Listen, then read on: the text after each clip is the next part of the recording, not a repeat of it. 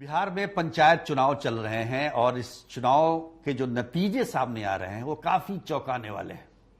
आपको ये जानकर आश्चर्य होगा कि पिछले कई टर्म से जो पंचायत प्रतिनिधि के तौर पर चुने जा रहे थे, चाहे वो मुखिया हो, पंचायत सदस्य हो, जिला परिषद हो या फिर वार्ड सदस्य हो, उनमें से केवल 15% उम्मीदवार ही अपनी सीट को बचा पा रहे हैं। 85% नए चेहरे सामने आ रहे हैं। अब इसकी क्या वजह है, ये जानने की कोशिश करते हैं। नमस्कार, बिहार तक में आपका स्वागत है। सबसे पहले आपको विजयादशमी की हार्दिक शुभकामनाएं। तो बात यहां बिहार में हो रहे पंचायत चुनाव की हो रही है। अब तक 3 चरणों का मतदान हो चुका है, उसके परिणाम भी आ चुके हैं।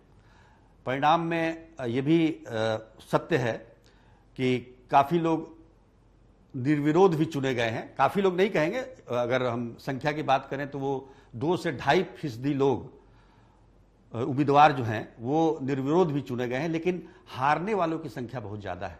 85% जो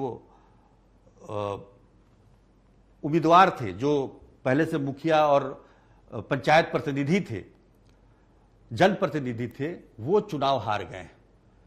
ये एक बड़ा चौंकाने वाला तथ्य है। और सबसे बड़ी बात क्या है कि बड़े बड़े नेता के रिश्तेदार भी चुनाव हार गए हैं। अब जैसे बिहार की उप मुख्यमंत्री रेणु देवी के जो भाई हैं रवि कुमार उर्फ पुन्नू, वो जिला परिषद का चुनाव हार गए। इसी तरह से बीजेपी के ओबीसी के प्रदेश अध्यक्ष जयनाथ चौहान, वो भी चुनाव हार गए।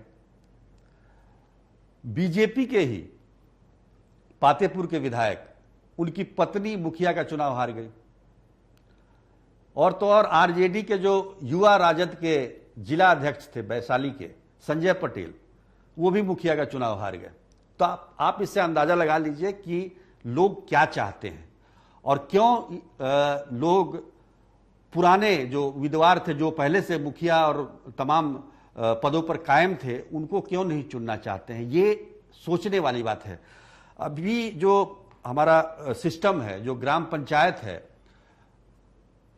पंचायत के जरिए बहुत सारे विकास के काम चलाए जा रहे हैं, जिसमें मुखिया, वार्ड सदस्य, पंचायत समिति के सदस्य, तमाम लोग उसमें उनको जिम्मेदारी दी गई है अपने गांव का, अपने पंचायत का विकास करने के लिए। लेकिन जिस तरह के ट्रेंड सामने आ रहे हैं उससे साफ लगता है कि लोगों में इनके प्रति नाराजगी है। सरकार अपनी तरफ से भले ही जो भी योजनाएं चला दे, लेकिन धरातल पर वो पहुंचते पहुंचते वो गौण हो जाता है और नाराजगी इस बात को लेकर है।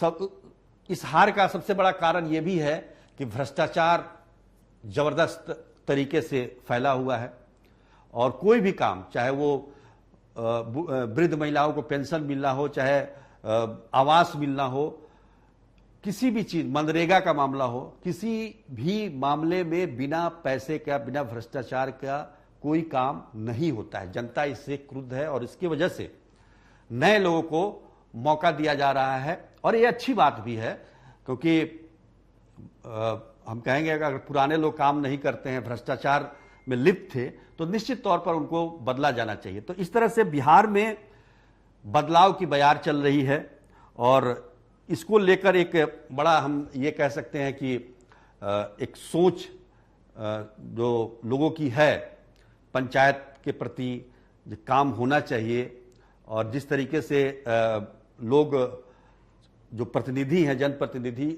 लोगों की भावनाओं का ख्याल नहीं रख पा रहे थे, उसका नतीजा ये सामने हमें साफ दिखाई दे रहा है। तो अभी 3 चरणों का मतदान हुआ है। कुल 11 चरणों में ये मतदान संपन्न होगा। अभी लंबा वक्त है।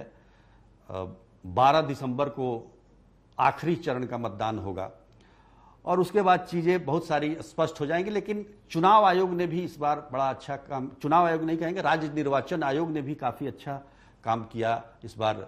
खासतौर पर जब पंचायत की हम बात करें और जिस तरह से निष्पक्ष चुनाव कराने की जिम्मेदारी राज्य निर्वाचन आयोग ने उठाई है, वो काफी अच्छी पहल है और इसका अनुसरण भी किया जा रहा है। अब चूंकि ये इस बार बायोमेट्रिक सिस्टम के जरिए पंचायत के चुनाव हो रहे हैं।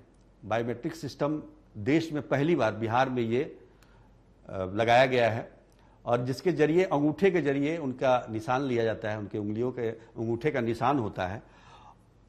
और एक बार अगर पहले जैसे हुआ करता था कि मतदान करने के समय जो स्याही लगती थी लोग उसे मिटा देते थे, लेकिन ये बायोमेट्रिक सिस्टम लगने की वजह से जो अंगूठे का निशान है वो बायोमेट्रिक सिस्टम पकड़ लेता है। इसलिए बोगस वोटिंग जो पंचायत चुनाव में बहुत जम के हुआ करती थी वो इस बार नहीं हो रहा है। हार का एक ये भी कारण हो सकता है, क्योंकि जो माहिर मुखिया हैं, जो कई टर्म से मुखिया हैं और पंचायत के जनप्रतिनिधि हैं, वो इस ट्रिक को अच्छी तरह से जानते थे, लेकिन इस बार ऐसा नहीं हो पा रहा है, जिसकी वजह से आपको नए चेहरे सामने देखने में आ रहा है।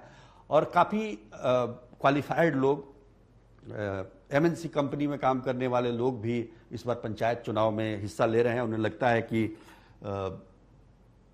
विकास के लिए पंचायत को मजबूत करना जरूरी है, तो ऐसे लोग भी चुनाव मैदान में हैं। तो बायोमेट्रिक सिस्टम से ये बोगस वोटिंग नहीं हो पा रही है, जिसकी वजह से काफ़ी निष्पक्ष चुनाव हो रहा है। और सबसे बड़ी बात कि बिहार ये पहला, जैसे मैंने पहले बताया कि देश का पहला ऐसा राज्य है जो ये सिस्टम, बायोमेट्रिक सिस्टम लेकर आया है। बिहार का जो राज्य निर्वाचन आयोग है, और इसका अनुसरण भी शुरू हो गया। देश में ये पहली बार है, लेकिन गुजरात और आसाम दो ऐसे राज्य हैं जिन्होंने आकर यहाँ पंचायत चुनाव देखा और सिस्टम को अपनाने के लिए अपनी तरफ से पहल भी की है। तो ये बड़ी बात है कि बिहार में जो सिस्टम लागू हुआ है पंचायत चुनाव के लिए, वो गुजरात में भी लागू होगा। वहाँ के भी राज्य निर्वाचन आयोग के जो अधिकारी हैं वो दौरा करके गए हैं, असम के अधिकारी दौरा करके गए हैं। तो निश्चित तौर पर ये काफ़ी अच्छी बात है और एक गर्व करने की बात है, खास तौर पर बिहारियों के लिए।